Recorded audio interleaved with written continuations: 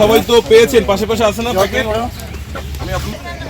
24 পদাতিক ডিভিশনের অধীনস্থ বান্দরবান রিজিয়ন সর্বদাই শান্তি সম্প্রীতি এবং উন্নয়ন বজায় রাখার জন্য নিরলসভাবে কাজ করে যাচ্ছে।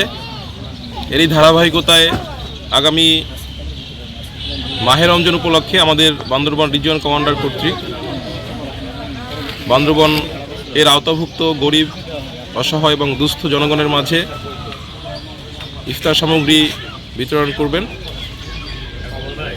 এবং এ ধরনের ইফতার সামগ্রী বিতরণ সহ অন্যান্য সেবামূলক কার্যক্রম জাতি, বর্ণ, ধর্ম নির্বিশেষে সকল মানুষের উন্নয়নের জন্য বান্দরবান রিজিয়ন সর্বদা প্রস্তুত থাকবে ইনশাআল্লাহ।